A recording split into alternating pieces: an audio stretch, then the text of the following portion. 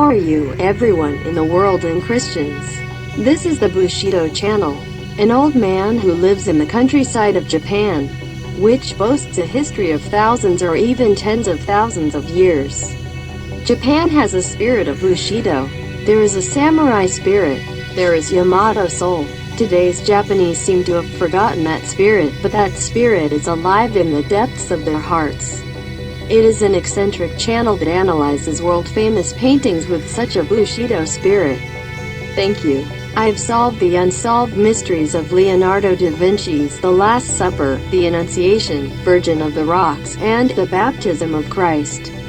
These are probably the four most important paintings of Leonardo da Vinci. These four works are works that require solving a mystery.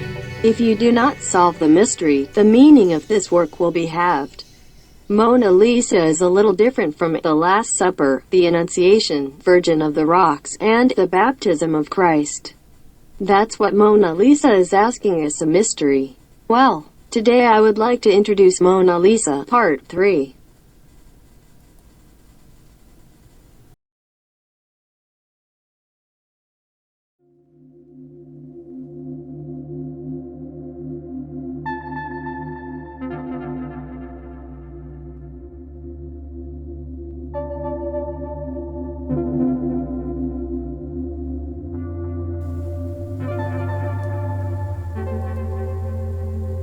In Mona Lisa Part 1, I introduced how I was brought back into the world of art by Leonardo da Vinci's Mona Lisa. Part 2 introduced the technical content of Mona Lisa that is often overlooked. I was happy with the Part 1 and Part 2 studies. I was satisfied. So I started to analyze The Last Supper, the Annunciation, Virgin of the Rocks, and the Baptism of Christ.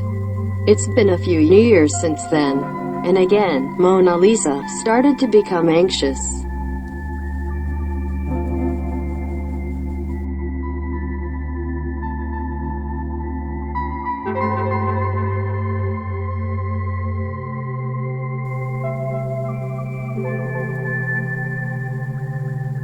What I was interested in was the character on the right arm of Mona Lisa. I was curious about the letters of the alphabet that I didn't understand what was written. I learned a lot while analyzing The Last Supper, the Annunciation, Virgin of the Rocks, and the Baptism of Christ. I made the most of the spirit of Bushido in Japan.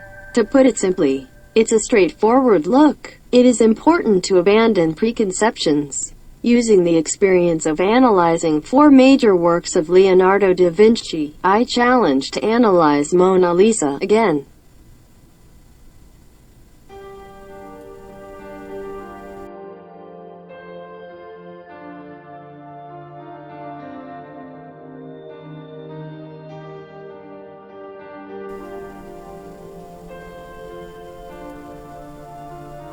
The desire to decipher that letter in Mona Lisa made me eager to invert and decipher the letters. But I thought I needed to look at it from a wider perspective. Leonardo da Vinci is said to be a versatile genius, but his life was not so blessed. However, the last 3 years of his life were invited to Francis I in 1516. And the Cruz mansion near Francis I's residence, Amboise Castle, was given as his mansion. Leonardo da Vinci spent the last 3 years of his death with his disciples and friends. I'm not interested in art history, but when I think of his life, I think it's the happy 3 years of his last years. In such a life, it is conceivable that Mona Lisa was placed beside him and continued to be added. It can be thought that Mona Lisa was not completed. From another point of view, it is possible to see him as a painting that he can continue to draw without getting tired of it. Until the end, it was a picture that Leonardo da Vinci could enjoy drawing. No one knows the truth.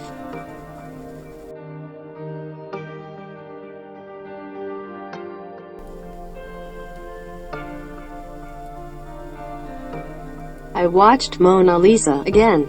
I saw it after a long time. I don't know how many hours I watched in total. I've never seen the real Mona Lisa, but it was enough for me to see it on my computer monitor. He calmed down and continued to watch with the spirit of Bushido. I may be curious. for Leonardo da Vinci, there's a part that is unexpectedly drawn. I felt that Leonardo da Vinci was not good at drawing the pillars on the balcony in the background and the brown shawl on the right side of Mona Lisa.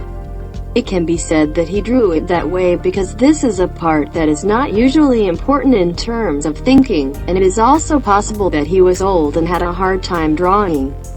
But is that really the case?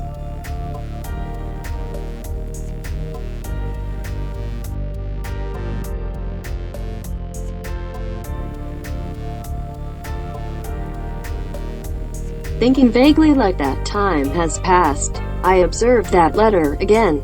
I saw it with an innocent feeling. I stopped trying to flip it. I saw it as it was. At one point, I wondered if it was S-A-R-T-O in the Sarto alphabet. I don't understand the meaning of this word, so I casually searched on the net. I searched for Leonardo da Vinci in Sarto. I didn't expect to hit anything, but it was a hit. It was the painter Andrea del Sarto. The meaning of his name is Tailor Andrea. Was the tailor drawn on Mona Lisa? I thought it had nothing to do with it. I was surprised when I checked Andrea del Sarto.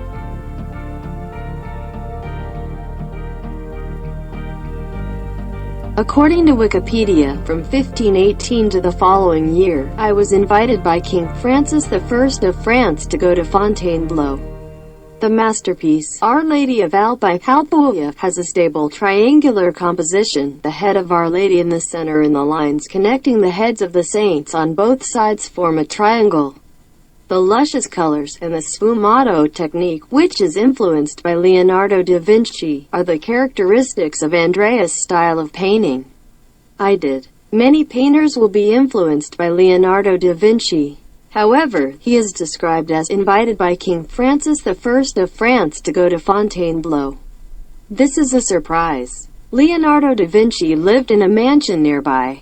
He found a point of contact for Andrea del Sarto, Leonardo da Vinci. In fact, I think it's highly possible that they met. If Leonardo da Vinci, who was already famous at that time, was nearby, Andrea del Sarto couldn't go to see him.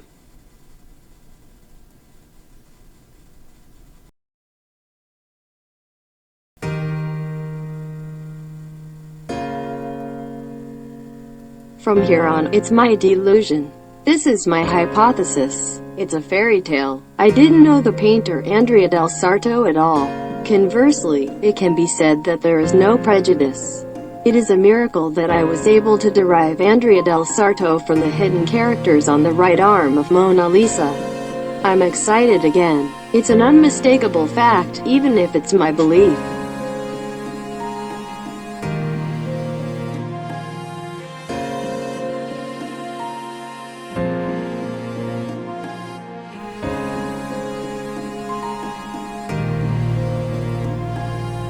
I propose a bold hypothesis that Andrea del Sarto may have drawn the poorly drawn part of Mona Lisa that I mentioned earlier. Mona Lisa is a collaboration between Leonardo da Vinci and Andrea del Sarto. It's a collaboration between Leonardo da Vinci and Andrea del Sarto. So I think Leonardo da Vinci drew that character with commemoration, gratitude, and records. What's more, I feel the deep meaning of that reversal enthusiast Leonardo da Vinci's drawing at the end of his life rather than mere writing. Leonardo da Vinci is a weirdo, but he may have become obedient at the end of his life.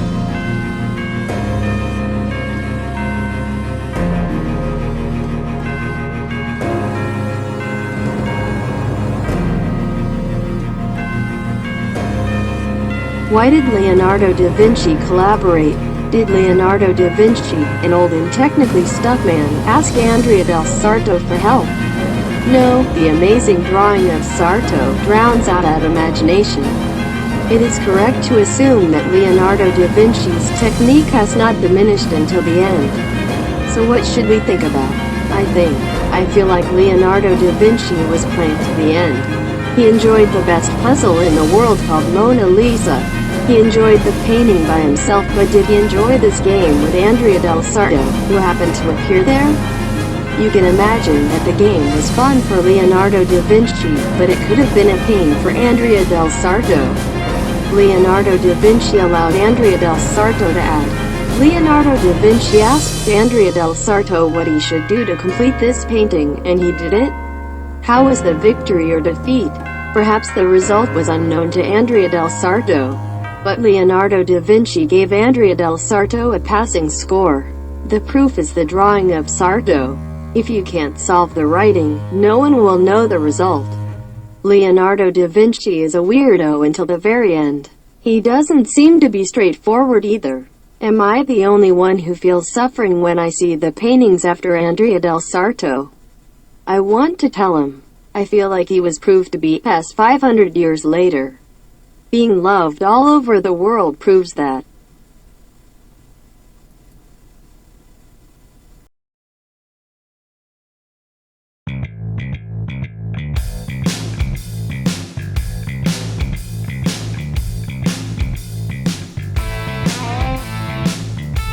How is Mona Lisa? Part 3.